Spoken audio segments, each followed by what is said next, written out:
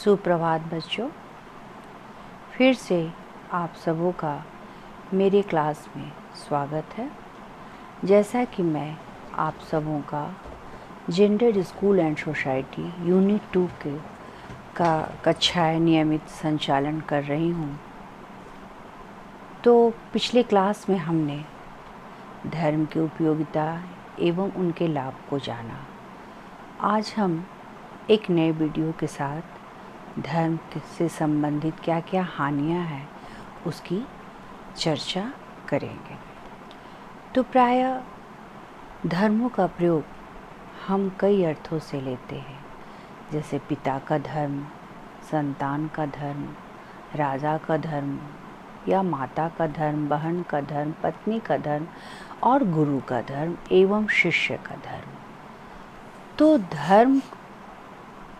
धर्म का इन सब जितने भी हैं, पिता का, संतान का, राजा का और शिष्य का, सभी के साथ हम धर्म से संबंधित जुड़े हैं। जैसे पानी का धर्म हम शीतलता से पाते हैं, प्यास बुझाने का धर्म है। और अग्नि का धर्म क्या है? गर्म देना, जलाना और प्रकाशित करना। और वायु का क्या है? वायु का धर्म सुखाना है और जीवन देना है। तो यहाँ पर इन सब चीज़ों से हम क्या पाते हैं कि सभी धर्मों को या सभी धर्मों का जो कार्य है वे अलग अलग बटा हुआ है। किसी भी प्रकार के धर्म का नाश होना क्या है? अनिश्चित है। और जैसा कि आज प्रत्येक समाज जो हमारा है वह विभिन्नता युक्त है। लोग लोग धर्म में लाभ भी हैं और हानियाँ भी हैं। तो हमने लाभ को पिछले क्लास में जाना। अब हम धर्म की अनुपयोगिता, हानियाँ, इसकी डिमेरिट क्या क्या है उसके बारे में सविस्तार से जानेंगे। तो प्रोफेसर डेविस इसके अंतर्गत, धर्म के अंतर्गत प्रोफेसर डेविस ने उचित लिखा है कि जिस प्रकार अनेक औषधियाँ कभी कभी हमारे उस रोग को बढ़ा कर देती है या बढ़ा कर देती है, जिससे छुटकारा पाने के लिए उनका उपयोग किया गया था। औषधियाँ कभी कभी हमारे उस रोग को बढ़ा भी देती हैं, जिससे छुटकारा पाने के लिए उनका उपयोग किया गया था। किनका? औषधि का। और उसी प्रकार धर्म कभी कभी लाभ देने के स्थान पर क्या कर देती है? अनेक तरह की मानसिक रोग तथा सामाजिक समस्याओं में हमारी वृद्धि ला देती है या वृद्धि कर देती है। डेविस के अनुसार है कि विभिन्न औषधियाँ जो हैं कभी कभी रोग को बढ़ा भी देती हैं और छुटकारा पाने के लिए हम उनका उपयोग भी करते हैं। उसी प्रकार धर्म भी क्या है? हमें कभी लाभ भी देती है और कभी कभी हानि भी देती है और कभी कभी हमें विभिन्न समस्याओं में भी वृद्धि ला देती है। तो निम्नलिखित अब इसके अंतर्गत हम देखेंगे कि धर्म जो है वो निम्नलिखित रूप से किस प्रकार से हानिप्रद है, किस प्रकार से इसका हानि है। तो कट्टरता तथा संकीर्णता का विकास। कट्टरता तथा संकीर्णता का विकास। तो जैसे हम देखते हैं कि बालक जिस परिवेश में रहता है, धार्मिक कट्टरता का विकास संकीर्ण होता जा रहा है, क्योंकि आज का जो परिवेश है वो धार्मिक दृष्टि से अगर देखा जाए तो धीरे धीरे धार्मिक दृष्टि क्या हो रही है? संकीर्ण होती जा रही है, कमज़ोर होती जा रही है, शिथिल पड़ती जा रही है। क्योंकि नवीन परिस्थितियों में जो हमारा बालक है वह धार्मिक आचरण का व्यवहार नहीं सीख पा रहा है। उसके धार्मिक आचरण के तात्पर्य का क्या है कि प्रथम दृष्टि से अगर हम देखें तो माला पहनना, तिलक लगाना, टोपी पहनना, क्रॉस पहनना, जो भी विभिन्न धर्म के जो संकेतक के रूप में जो ये सब संकेत उन्हें चाहिए, इतनी कठोरता से पालन करने के लिए एक बालक के लिए क्या होता है? संभव नहीं है। जिससे क्या आ जाती है, धर्म के अंतर्गत कट्टरता आ जाती है और संकीर्णता आ जाती है और उसका मानसिक विकास रुक जाता है कि धर्म के क्षेत्र में उसका मानसिक विकास डेवलप नहीं कर पाता। तो ये क्या है, हमारे लिए धर्म में हानि के क्षेत्र में जा रहा है। उसके अंतर्गत कौन, कट्टरता और संकीर्णता का विकास हो रहा है। दूसरा क्या है, कोरी आदर्शवादिता। कोरी आदर्शवादिता कि विभिन्न धर्मों के होते हुए भी क्या है, विभिन्न धर्म, जैसे अभी हमने कहा कि हमारा समाज क्या है, विभिन्नता युक्त हमारे समाज में धर्म है। तो विभिन्न धर्म के होते हुए भी समस्त मानव समाज क्या कर रहा है, समाज के लिए एक सामान्य धर्म की प्रतिस्थापना हो रहा है। धार्मिक क्षेत्र में एक महत्वपूर्ण हमारे लिए क्या है, कदम है कि आदर्शवादिता कैसी होनी चाहिए धार्मिक क्षेत्र में। तो इसके संबंध में गांधी जी ने धर्म की एक कल्पना की थी कि परंतु क्या उन्होंने, गांधी जी ने क्या कहा कि धर्म को व्यक्ति को धर्म के व्यक्ति को अकर्मण्य तथा कोरा आदर्शवाद बना देता है, पूरा आदर्शवाद बना देता है। और धर्म के द्वारा प्रत्येक वस्तु को क्या है, मोह माया के रूप में देखने से क्या हो जाते हैं, कोरे आदर्शवाद का समावेश हो जाता है। किसी भी धर्म के द्वारा कोई वस्तु से या किसी से मोह माया के रूप में अगर हम देखते हैं तो वह हमारे लिए एक आदर्शवाद बन जाता है और उस आदर्शवाद जो है वे हमारे जीवन में समावेश या समावित हो जाता है, जो समाज के लिए क्या करता है, क्रांतिकारी।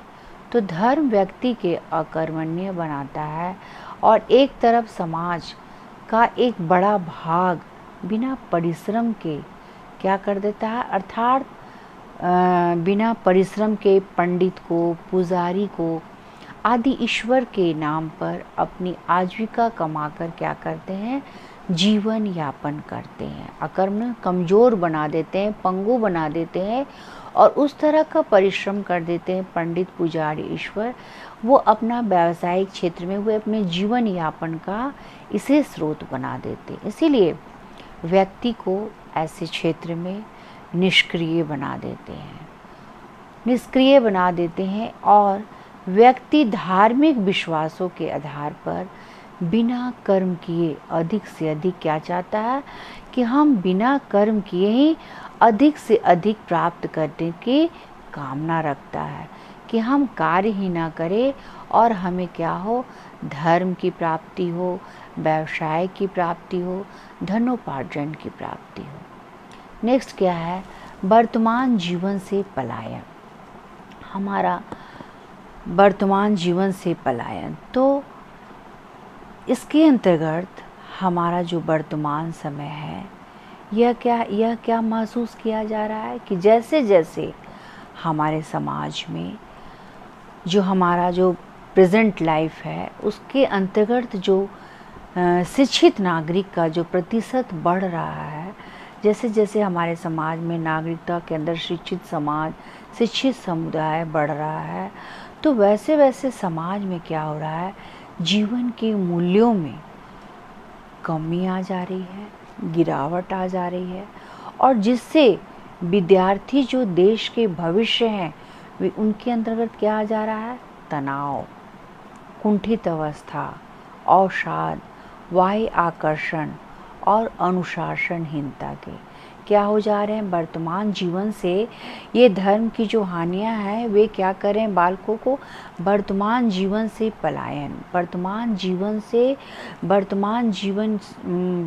जीवन के अंतर्गत जो भी धार्मिक संबंधी बातें हैं वे क्या करें, उनके ऊपर जो ज़बरदस्ती हो जा रही है और जो हमारा शिक्षित जो वर्तमान जो हमारा शिक्षित प्रधान समाज है उसके अंतर्गत क्या है, जैसे जैसे शिक्षित का विकास आ रहा है उसका बौद्धिक विकास हो रहा है, विवेकशील प्राणी हो जा रहा है, जिज्ञासु, तो धर्म के प्रति उसकी रुचि क्या हो रही है, घट जा रही है और वे अनुशासनहीनता के शिकार हो जा रहे हैं।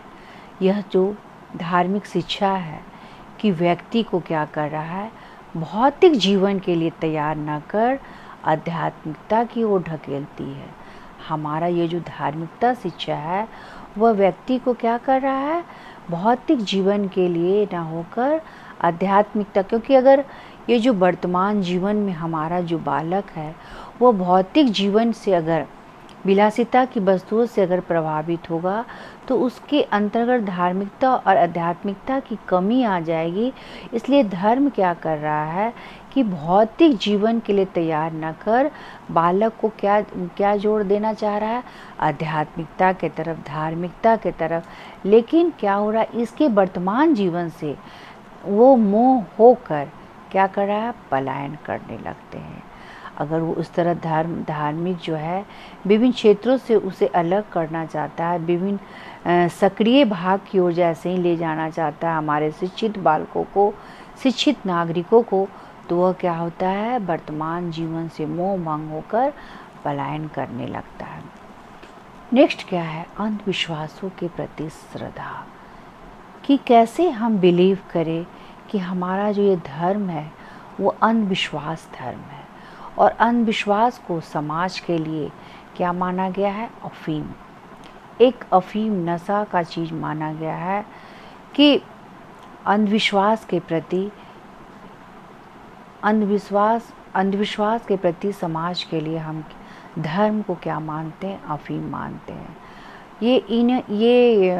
ये किसके अनुसार है, मार्क्स के अनुसार है। यह विज्ञान को क्या कर रहा है, ये जो अंधविश्वास है यह विज्ञान को क्या कर रहा है, बदनाम करता है और अफवाह के कारखाने को शक्ति दे रहा है। यह काम करने के जो मानव है, जिसकी मानव की जो शक्ति है वह कारखाने को शक्ति दे रहा है और हमारे जो समाज में जो वैज्ञानिक दृष्टिकोण जो बदल रहा है, विज्ञान को बदनाम कर रहा है। अंधविश्वास धर्म को समाज के लिए अफीम मान रहा है कि जो हमारा ये जो धर्म है, अंधविश्वास है, जो कुरीतियाँ हैं, ये सब क्या है, जो बुराइयाँ जो व्याप्त रूप से है, इनके प्रति क्या है, इनके प्रति जो अफवाह है वे कारखाने को शक्ति देता है। क्योंकि ईश्वर, पाप, पुण्य और कर्मफल, पुनर्जन्म आदि धर्म से जो संबंधित है वे अवधारणावाद लोगों को अपने सांसारिक कष्टों के प्रति उदासीन बना देती है। क्या क्या, पाप, पुण्य, कर्मफल, पुनर्जन्म, ये सब जो है वो क्या करती है, जो भाग्यवादिता, ये सब क्या कर रही हैं, अपने सांसारिक कष्टों के प्रति व्यक्ति को, बालक को उदासीन बना देती है। और धर्म से प्रेरित व्यक्ति तथा स्थिति सब कुछ क्या करता है, ईश्वर की मर्जी को समझकर क्या करता है, ईश्वर की मर्जी को समझकर अंधविश्वास के प्रति इतनी श्रद्धा है कि वे किसी भी कार्य को, है ना, अंधविश्वास के रूप में वे कोई भी घटना को अपने ईश्वर की ऊपर, भाग्य के ऊपर अपने आप को, अपने पूर्ण जन्म को दोष देते हुए क्या करता है, ईश्वर की मर्जी को समझकर वे स्वीकार कर लेता है। ठीक है। नेक्स्ट इसी के अंतर्गत है, नेक्स्ट शिक्षा शास्त्री के अनुसार मुद्दीउद्दीन सुल्तान के अनुसार क्या है कि ऐसी धार्मिक शिक्षा कि किशोर के संवेगात्मक जीवन में, जो किशोरावस्था में जो बालक है उसके सामाजिक जीवन में क्या कर दे रहा है, उथल पुथल एवं संघर्ष उत्पन्न कर देती है। इससे दूसरे व्यक्तित्व क्या हो जा रहा है, निर्माण हो जा रहा है और सांसारिक मामलों में व्यापक उदार और सहनशीलता एवं धार्मिक मामलों में संकुचित, कट्टर तथा असहनशीलता हो जा रहा है। जो इस तरह का हो रहा है धार्मिक शिक्षा में, किशोर के प्रति क्या हो रहा है, संवेगात्मक जीवन जो भाग्यवादिता को सौंपते हैं, पुनर्जन्म को अपने आप को अंधविश्वास के प्रति मानते हैं, तो ऐसी धार्मिक शिक्षा जब किशोर में आ जाती है तो वे संवेगात्मक जीवन में उसका क्या हो जाता है, उथल पुथल, उतार चढ़ाव और आपस में संघर्ष उत्पन्न कर देता है। और इस दृष्टिकोण से उसका क्या होता है, व्यक्तित्व का तुरंत निर्माण खड़ा हो जाता है। जैसे कि सांसारिक मामलों में वे क्या होता है, व्यापक, उदार और सहनशीलता आ जाता है। और धार्मिक मामलों में उसकी क्या रुचि हो जाती है, कट्टरतावाद, संकीर्णवाद और असहनशीलता। अब हम नेक्स्ट पॉइंट देखते हैं, मानसिक द्वंद्व का विकास। मानसिक द्वंद्व का विकास कि कैसे मानसिक जो हमारा जो मानसिक जगत है, वह जो बालक का जो किशोरावस्था बालक है, उसका जो मानसिक जगत है वे क्या है, सदा संघर्ष में रहते हैं। जब उस एज में आ जाते हैं तो वह हमेशा कुंठा और संघर्ष और प्रतिद्वंदिता की भावना से रहते हैं। और जो कुछ जैसी बाहरी जगत में घटनाएं घटती हैं या होती हैं, उन्हीं के समान उनके अंतर्गत क्या होता है, उन्हीं के अनुरूप वो मनुष्य के मानसिक व्यक्त क्या करती है, मानसिक जगत में घटनाएं जो घटित देखती है वह एक सार्वभौमिक प्रक्रिया के रूप में मान लेते हैं कि विश्व के प्रत्येक प्राणी में, कहने का मतलब कि विश्व के संसार में जितने भी प्राणी हैं सभी के बीच क्या है, संघर्ष पाया जाता है, प्रतिद्वंदिता पाया जाता है। तो प्रत्येक प्राणी में यह प्राय पाया जाता है। और जो भी प्राणी जगत में इस तरह का जो संघर्ष, प्रतिद्वंदिता रहेगी और जो इसका मनुष्य के मानसिक जगत में जो घटनाएं हैं, वो जो व्यापक रूप से उसको उस घटनाओं को क्या करेंगे, सार्वभौमिक समझते हुए जो अपना लेंगे, तो ये क्या है, प्राणी में जो पाया जाता है। तो इसकी जो गति है, जो प्राणी में जो ये गति है संघर्ष, प्रतिद्वंदिता की और घटनाएं की जो घटती बढ़ती, वह क्या है, कभी इसकी गति तेज भी होती है और कभी इसकी गति धीमी भी होती है। क्योंकि प्रत्येक धर्म की, जितने भी धर्म हैं, विभिन्न धर्म हैं, तो विभिन्न धर्मों के अंतर्गत क्या है, सबकी अपनी अपनी मान्यताएं हैं और धर्म का और सभी अपनी मान्यताएं एवं परंपराओं का पालन भी करती है। और सभी के धर्म के अंतर्गत में मान्यताएं, परंपराएं अलग अलग हैं।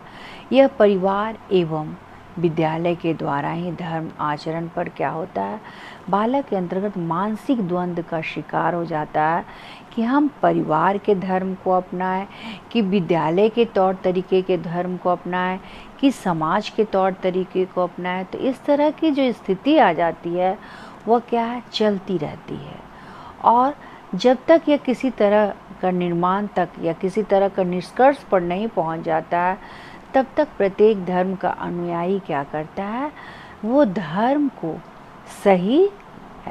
को सर्वश्रेष्ठ क्या करता है, समझते रहता है। जब तक ये किसी विचार का, किसी के मूल्य का, धर्म के विचार एवं मूल्य के निष्कर्ष सही नहीं निकलते हैं, तो ये अनुयायी क्या है, धर्म को सर्वश्रेष्ठ समझने लगते हैं, जो विभिन्न धर्मों के जो अनुयायी मानने वाले हैं। और इसके अंतर्गत जब तनाव आ जाता है और भेदभाव और संघर्ष के कारण क्या हो जाता है, गहरी खाई धर्म के क्षेत्र में प्रायः क्या हो जाती है, बन जाती। इस ऐसे में क्या हो जाता है, धर्म की स्थिति में, संघर्ष की स्थिति में गहरी खाई धार्मिक क्षेत्र में बढ़ जाती है या बन जाती है। अब हम नेक्स्ट देखेंगे, धार्मिक उन्माद का जन्म। धार्मिक उन्माद का जन्म कि धार्मिक कट्टरता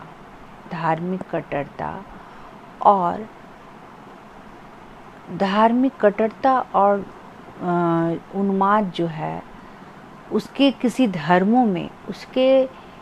धर्मों में जो उदारता है, वह कैसे हम इसका जन्म होता है, धार्मिक उन्माद का कैसे जन्म होता है, ये कैसे जन्म ले लेती है। तो मानव समाज में हम धर्म और ईश्वर को लेकर क्या है, ईश्वर को लेकर बनी जो सत्ता के जो विरुद्ध संघर्ष तथा गौरवमय हमारा धर्म के क्षेत्र में, विभिन्न धर्मों के बीच में जो प्रायः संघर्ष होते आए हैं, मन मुटाव होते आए हैं, तो ये प्रायः देखिएगा जो सत्ता ईश्वर को लेकर जो सत्ता के विरुद्ध संघर्ष एवं गौरवमय इतिहास रहा है। यूरोपीय समाज में क्या है, यह जो है ये अंधकार युग से निकलने के लिए चर्च और पोप के विरुद्ध भी संघर्ष चला है। चर्च गिरजाघर के विरुद्ध भी संघर्ष चलता रहा है कि हम किस धर्म को माने, कौन सी मान्यताएं को माने, कौन सी परंपरा को माने। तो उसके अंतर्गत प्रायः क्या हो गया, विरुद्ध संघर्ष चलता रहा है और हमें करना पड़ा है। तो कट्टरता सिर्फ किसी एक धर्म को मानना नहीं है। यह क्रिया की बड़ी विडंबना है। यह जो क्रिया है इसकी बड़ी विडंबना है कि धर्म जो है वे क्या करेंगे, ग्रंथों में सबसे ज़्यादा धर्म की जो बड़ी विडंबना है कि सबसे ज़्यादा प्रेम, दया, करुणा और त्याग की बात कही गई है। लेकिन सबसे ज़्यादा क्या है, धर्म में जो प्रेम भावना और कट्टरता और त्याग की जो भावना कही गई है, लेकिन सच पूछा जाए तो धर्म में सबसे ज़्यादा क्रूरता है, घृणा है और धर्म के नाम पर ही ये फैलती है। अर्थात जो सहज है वही धर्म है। तो इस उन्मादी भीड़ में बालकों को, युवकों को और धार्मिकता के प्रति आकर्षण जो हो रहा आए दिन हमारे बालकों में और युवकों में धर्म के नाम पर जो फैलता जा रहा है ना, तो वो क्रूरता और जो घृणा हमारे युवा पीढ़ी के जो मन में फैलता जा रहा है और जिसके प्रति आकर्षण बढ़ रहा है, उसको हमें क्या करना है, रोकना है और उसे विभिन्न तरह की एकता एवं अखंडता को बचाए रखने के लिए हमें बालक को सही मार्ग पर लाना है। क्योंकि इसके अंतर्गत क्या हो रहा है, धार्मिक उन्माद के अंतर्गत बेकसूर गरीब और बेकसूर नागरिक, गरीब लोग की क्या हो जा रही है, हत्या की जा रही है, अपराध हो रहे हैं और इसके भीड़ तंत्र का शिकार हमारा कुशल नागरिक भी अनजाने में हो जा रहा है। इसलिए इस धार्मिक उन्माद, हानियाँ क्या आ रही है, इस धार्मिक उन्माद को हमें कम करना है, इसकी उदारता और इसकी कट्टरता को हमें रोकना होगा। नेक्स्ट क्या है कि वैज्ञानिकता से मोह भंग, हमारा वैज्ञानिकता से मोह भंग जो बढ़ते जा रहा है उसको रोकना होगा। क्योंकि विज्ञान ही एक ऐसी विधि है या एक खोज है जो कि विज्ञान का आधार क्या है, निरीक्षण एवं प्रयोग है। और धर्मों को प्रायः क्या कर रहा है, ये जो वैज्ञानिकता के क्षेत्र में जो प्रवृत्ति या उसकी जो लाभकारी जो गुण दिख रहे हैं बढ़ती हुई, तो ये क्या कर रहे हैं, धर्म हमें विज्ञान से क्या कर रहा है, प्रायः दूर ले जा रहा है, दूर कर ले रहा है। और दूर करने के कारण विज्ञान अपने आविष्कार के द्वारा तर्क के आधार पे धार्मिक विचारधाराओं को क्या कर रहा है, जुठला रहा है। विज्ञान अपने आविष्कारों के द्वारा, विज्ञान जितने भी आविष्कार करते हैं तर्क के द्वारा, विज्ञान के द्वारा, सत्य के आधार पर ये तार्किक विचार जो धार्मिक विचारधाराओं को क्या करता है, अगर वैज्ञानिक आविष्कार विभिन्न क्षेत्रों में तरह तरह के हो जा रहे हैं और हम क्या कर रहे हैं इसमें, तो हमारा जो धार्मिक विचारधारा है वह क्या हो जा रहा है, वैज्ञानिकता के मोह भंग से धार्मिक विचारधारा जुठलाया जा रहा है। इसे केवल मोह भंग, अंधविश्वास एवं सच्चा धर्म है, मन है तो माने, है ना, व्यक्ति को अपने ऊपर ये स्वतंत्रता है कि आप किस धर्म को मान सकते हैं। तो इसके द्वारा इसके पास क्या है, मान्यताओं और विश्वासों को यह सारा सामान है जो इसके साथ आता है। और धर्म का आधार क्या है कि अलौकिक शक्ति पर विश्वास है। धर्म का जो आधार है वे अलौकिक शक्ति पर विश्वास करता है। करने का क्या तात्पर्य है कि किस पर भरोसा किया जाए, विज्ञान या भगवान का। वैज्ञानिकता का मोह भंग से धर्म के क्षेत्र को बढ़ावा दिया गया है कि हम किसको माने, विज्ञान को कि भगवान के युग को। तो धार्मिक शिक्षा के कारण भौतिकवादी जो प्रवृत्तियों में बालकों को क्या कर रही है, मोह भंग हो जाएगा। धार्मिक शिक्षा के कारण भौतिकवादी प्रवृत्तियों से बालकों को मोह भंग हो जाएगा और वे वैज्ञानिक प्रवृत्तियों के दृष्टिकोण में स्वयं को मोह भंग कर लेंगे। वैज्ञानिक कहने का मतलब कि वैज्ञानिकता के दृष्टिकोण में वे स्वयं को मोह भंग कर लेंगे और धार्मिक शिक्षा से वे दूर हो जाएंगे, जिससे आने वाली पीढ़ी को क्या होगी, शिक्षा प्रणाली को क्या होगी, अत्यधिक हानि होगी। क्योंकि हमारी धार्मिक की शिक्षा अब विद्यालय में भी दी जाने लगी है, परिवार में दी जाने लगी है और समाज में दी जाने। तो आध्यात्मिक शिक्षा हमारी क्या होगी, आने वाली पीढ़ी में हानि होगी अगर हम वैज्ञानिकता के प्रभाव से मोह भंग को अगर नहीं बदलते हैं तो किसका विज्ञान गति भी देता है और धर्म हमें क्या देता है, दिशा। विज्ञान हमें क्या है, आए दिन गतिशील दिशा की ओर ले जाता है, लेकिन धर्म क्या है, धर्म एक दिशा प्रदान करता है कि व्यक्ति को सही मार्ग पर कैसे चलना है, सत्य का पालन कैसे करना है, अहिंसा का पालन कैसे करना है। तो अहिंसा परमो धर्म।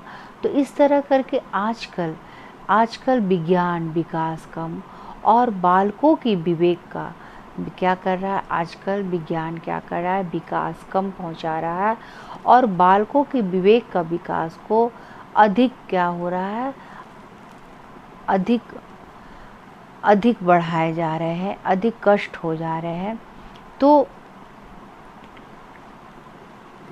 इस तरह से बालक में क्या हो रहा है, हमको धर्म के क्षेत्र में उसे वैज्ञानिकता के मोह भंग से दूर करना है और हमें उसे भौतिकवादी क्षेत्र से भी दूर करना है। भौतिक साधनों की ओर वो ज़्यादा ध्यान नहीं दे और धर्म के क्षेत्र को वो बढ़ाए रखे। धर्म के क्षेत्र में बालक को क्या करे, अपने आप को विवेक उसके तरफ वो अपने आप को बनाए रखे।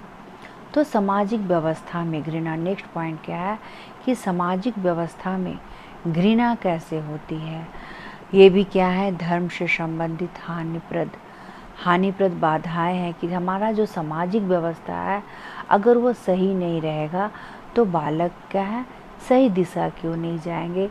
समाज में प्रायः क्या है, अलगावी तत्वों को बढ़ने से उसकी एकता को करारा झटका लगा है।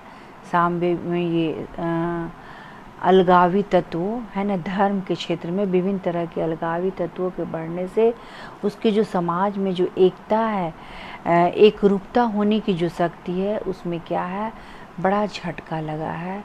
और इन अलगाववादी तत्वों को हम क्या करेंगे, जड़ से समाप्त करने के लिए धार्मिक जीवन को अपनाया गया है, ताकि हम सामाजिक व्यवस्था को हम किसी तरह का क्या करेंगे, आँच नहीं आने देंगे।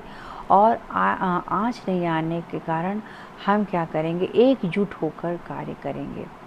और परंतु धार्मिक शिक्षा में प्रत्येक कार्य को पाप पुण्य सत्य असत्य की कसौटी पर ही आंका गया है या कसा जा सकता है।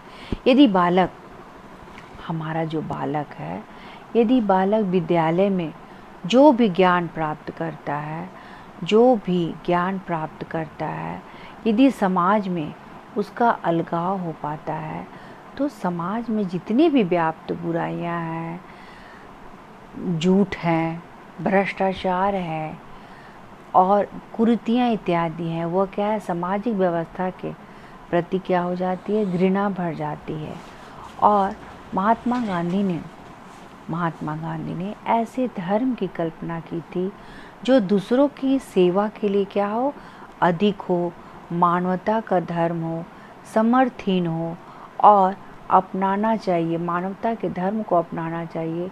और धर्म क्या हो, हिंसात्मक कार्यों का बहिष्कार करे और सुव्यवस्था हो और आचार विचार हो इसका, कि मेरा धर्म क्या है, सत्य और अहिंसा पर आधारित। तो महात्मा गांधी ने क्या कहा कि मेरा धर्म जो वो सत्य और अहिंसा पर आधारित होना चाहिए।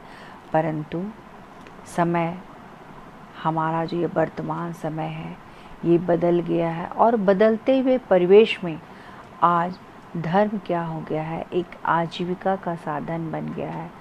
आज भी जगह जगह पे, तीर्थ स्थलों पे, मठों पर, मंदिरों पर आज धर्म के ठेकेदार बैठे हैं, पंडित हैं, पुजारी हैं, निष्ठापूर्वक धार्मिक क्रियाओं को क्या करते हैं, संपन्न कराते हैं और खूब पैसा प्राप्त करना चाहते हैं। धर्म का क्या हो गया है, व्यावसायीकरण हो गया है।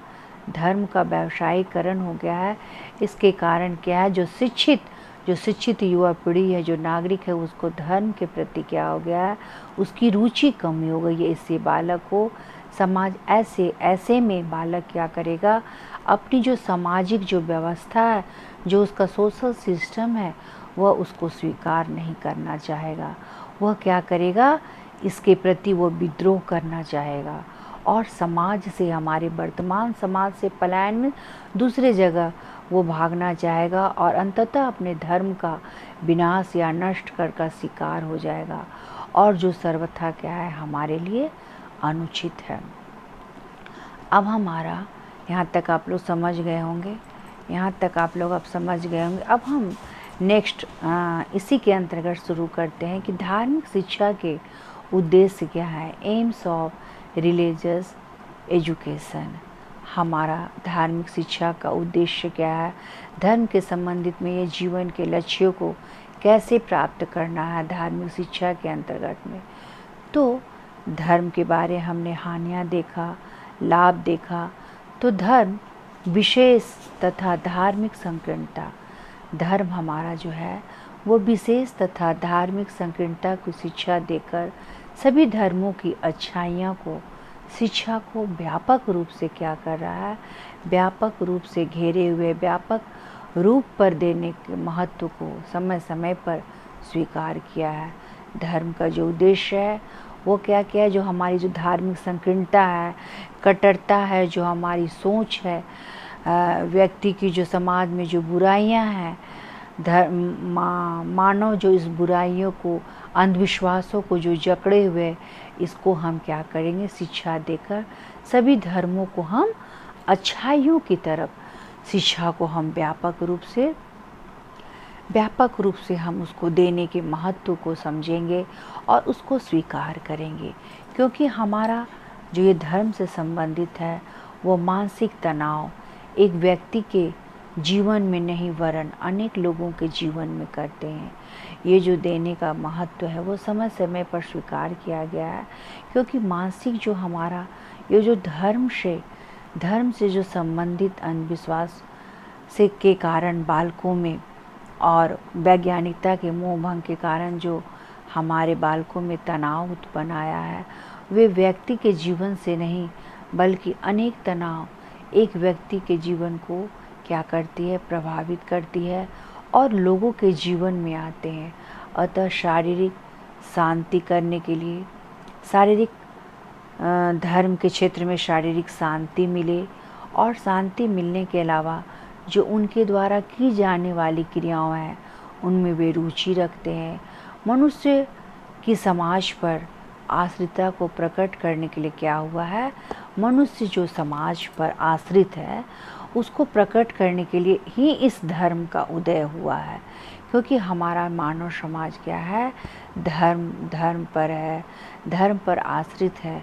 तो धर्म पर आश्रित है तो हम धर्म के संबंधित में उन्हें क्या धर्म से लाभ है, क्या हानियाँ है, क्या उसकी उपयोगिता है, इसकी चर्चा करते हुए अब हम धार्मिक शिक्षा प्रदान करने के पीछे हम उसके उद्देश्य को बताएंगे, जिससे कि हमारा मानव जीवन क्या है, चरम लक्ष्य की प्राप्ति होगा। तो पहला क्या है, आध्यात्मिक तथा नैतिकता का विकास। आप लोग मुखबंदियों को नोट कर सकते हैं। सेकंड क्या है, वसुदैव कुटुंबकम की भावना का विकास, वसुदैव कुटुंबकम की भावना का विकास, भाईचारे का विकास, बंधुत्व की भावना का विकास, चरित्र का विकास, राइट ऑफ डेवलपमेंट, मूल प्रवृत्तियों का शोधन, एवं मार्ग, जो बालक की जो जन्मजात मूल प्रवृत्तियाँ रहती हैं उसके अंतर्गत में कैसे शोधन एवं कार्य इनके उद्देश्य हैं।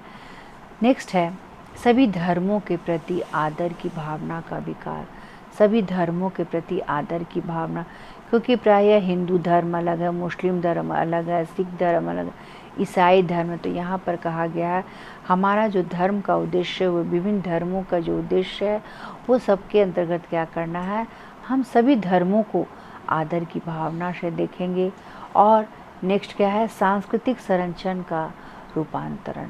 सांस्कृतिक संरचना में हम क्या करेंगे, जो हम अपने धर्मों से सीखते हैं वे क्या करते हैं, हम आगे पीढ़ी दर पीढ़ी समाज में लाते हैं और उसका बचाव करते हुए हम एक पीढ़ी से दूसरी पीढ़ी को हस्तांतरण करते हैं। नेक्स्ट क्या है, प्रजातांत्रिक सफलता का उद्देश्य। अगर हम समाज में विभिन्न धर्मों की उपासना करते हुए, तो हम अगर सही धर्मों की उपासना, धर्मों के द्वारा अगर व्यक्ति के मानव में प्रेम की भावना, आध्यात्मिकता की भावना, धर्म की भावना अगर समाहित होगी तो वही कुशल नागरिक बन सकेगा और प्रजातंत्र की भावना का विकास कर सकेगा। और सर्वांगीण विकास हेतु, नेक्स्ट पॉइंट है सर्वांगीण विकास हेतु। सर्वांगीण विकास हेतु फॉर ऑल राउंड डेवलपमेंट। इसके अंतर्गत क्या है कि हमारा जो बालक है वह धर्म के क्षेत्र में शारीरिक रूप से भी तैयार हो, मानसिक रूप से भी तैयार हो, बौद्धिक रूप से भी तैयार हो, उसकी चेतना इन सब चीज़ों में ओत-प्रोत हो, चारों तरफ चहुमुखी विकास हो, तभी वो धर्म का उद्देश्य माना जाएगा। नेक्स्ट क्या है, व्यापक दृष्टिकोण हेतु, क्योंकि धर्म जो है उसकी जो संकीर्णता है ना, वो क्या है, धर्म के क्षेत्र में वो व्यापक रूप से फैले, विभिन्न विश्व बंधुत्व की भावना के तरह एक देश से दूसरे देश को बेले और सभी अपने अपने धर्मों का मान सम्मान करें। तो इस तरह से शांति एवं सद्भाव की भी स्थापना होती है। धर्म के द्वारा हम विभिन्न क्षेत्रों में शांति एवं सद्भावना की पाठ पढ़ाते हैं, घूम घूम कर हम धर्म का प्रचार करते हैं, इसमें शांति एवं सद्भावना होती है। तो हमने अभी क्या क्या देखा, पहला आध्यात्मिकता तथा नैतिकता का विकास, वसुदैव कुटुंबकम की भावना का विकास, चरित्र का विकास, मूल प्रवृत्तियों का शोधन एवं मार्ग, और सभी धर्मों के प्रति आदर की भावना का विकास। नेक्स्ट सांस्कृतिक संरक्षण का हस्तांतरण, और नेक्स्ट प्रजातंत्र की भावना का उद्देश्य सर्वांगीण विकास हेतु व्यापक दृष्टिकोण हेतु और शांति एवं सद्भाव भावना की स्थापना हेतु। तो यूँ तो विश्व जो है बंधुत्व, चरित्र निर्माण, नैतिक, सफल, जाने और प्रेम पूर्ण व्यक्तित्व के निर्माण के लिए धार्मिक शिक्षा को क्या माना गया, बेहद महत्वपूर्ण माना गया।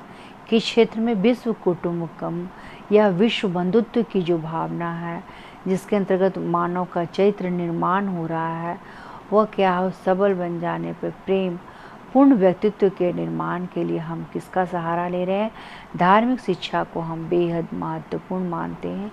और इसका उद्देश्य है कि आधुनिक शिक्षा में आज के सार्वजनिक स्कूल में क्या हो गई है, हमारा जो सार्वजनिक स्कूल में और धर्म के ज्ञान के बीच के जो संबंध है उसको ये जो हमारा धार्मिक शिक्षा है यह बुरी तरह से प्रभावित किया है और पूरी तरह से प्रभावित किया। और सार्वजनिक शिक्षा के लिए किसी भी जाति धर्म के लिए क्या बन गई है,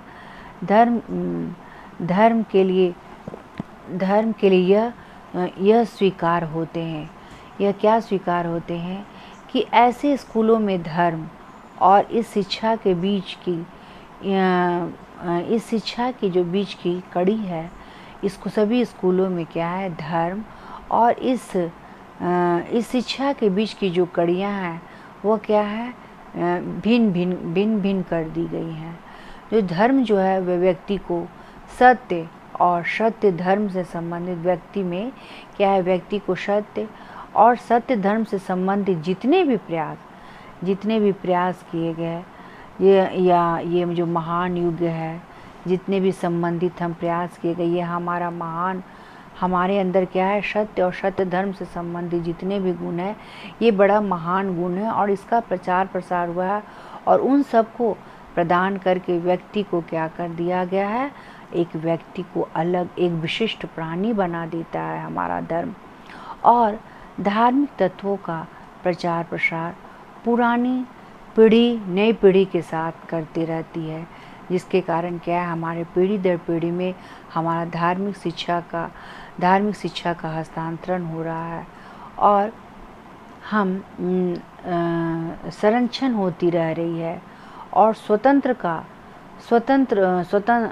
स्वतंत्र भी धार्मिक शिक्षा में लोग स्वतंत्र भी हो रहे हैं और समानता में नैतिकता का वास होता जा रहा है।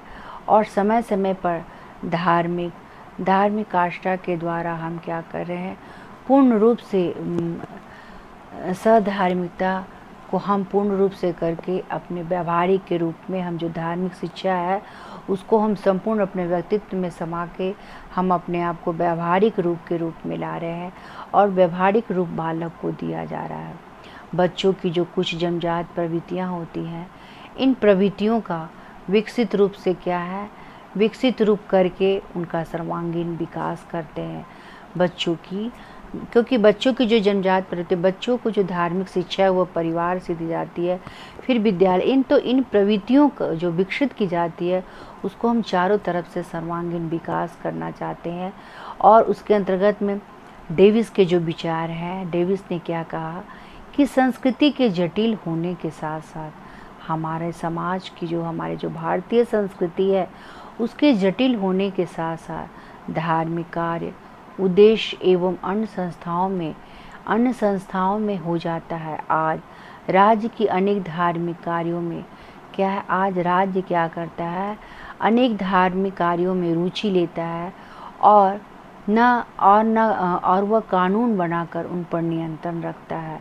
हमारे राज्य में विभिन्न तरह के कानून बने हैं और वो जो धार्मिक कार्यों में रुचि ले रहा है वो राज्य को अनेक धार्मिक कार्यों में रुचि लेकर उसको एक समाज के द्वारा नियंत्रण रखता है, ताकि राज्य के अतिरिक्त क्या हो, अन्य कई संस्थाओं ने अन्य धार्मिक कार्यों को करना जो प्रारंभ कर दिया है उस पर क्या हो, तरह तरह के जो विभिन्न तरह के कार्य कर रहे हैं उस पर नियंत्रण रख दिया गया है कि धार्मिक कार्यों को करना इस तरह से नियंत्रण करके कानून बनाकर उस पर हम भी तरह के विभिन्न संस्थाओं को चलाएंगे।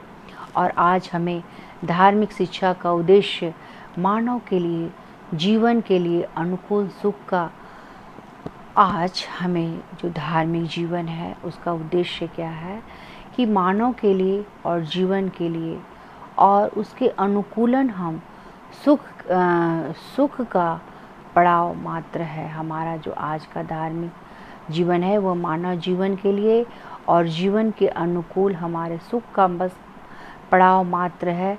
सभी जीना चाहते हैं और मानो सभी जीना चाहते हैं, माना कोई नहीं चाहता, इसलिए मरना कोई नहीं चाहता, इसलिए जियो और दूसरों को भी जीने दो का शिक्षण क्या है, हमारे अस्तित्व में आया है और इससे हमारे सभ्यता और संस्कृति का विकास हासिल हो जाता है। क्योंकि सभ्यता और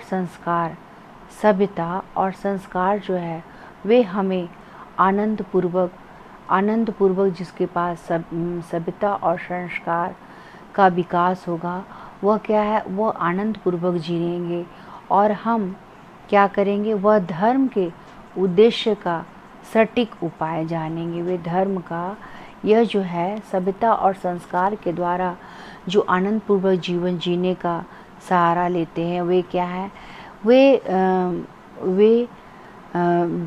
वे सफल रूप से क्या है, वे धर्म के क्षेत्र में सटीक उपाय है। सभ्यता और संस्कृति का जो सहारा लेते हैं वे धर्म के उद्देश्य के अंतर्गत उसका सटीक उपाय है। व्यक्तियों में आत्मबल पैदा होगा, व्यक्तियों में आत्मनियंत्रण आएगी।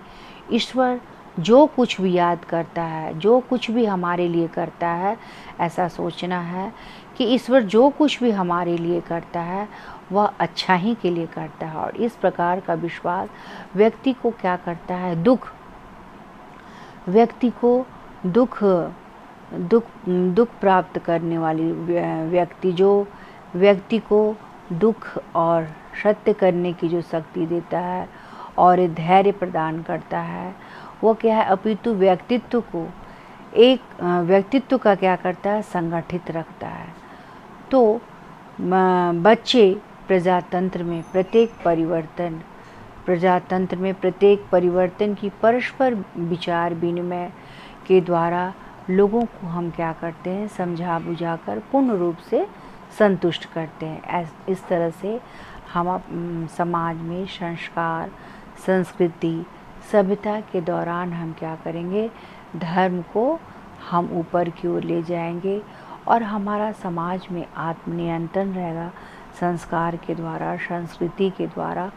तो हमारा ये धार्मिक शिक्षा का उद्देश्य है, इससे हमें आत्मबल मिलना चाहिए और हम प्रत्येक धर्म के जो भी आए दिन जो परिवर्तन है उसको हम विचार विनिमय करते हुए लोगों को समझा बुझाकर पूर्ण रूप से हम क्या करेंगे, संतुष्ट करेंगे। यही हमारा धर्म है और धार्मिक शिक्षा के द्वारा हमें करना है।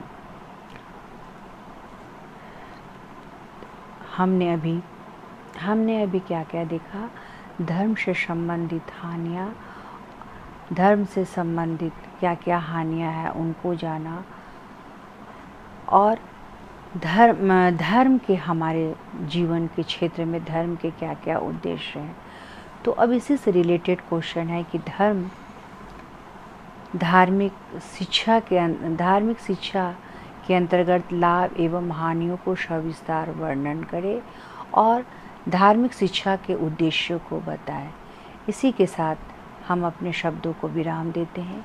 फिर हम अगले क्लास में पुनः आप सबों के सम्मुख उपस्थित होंगे। तब तक के लिए धन्यवाद। लाइक करें एवं सब्सक्राइब।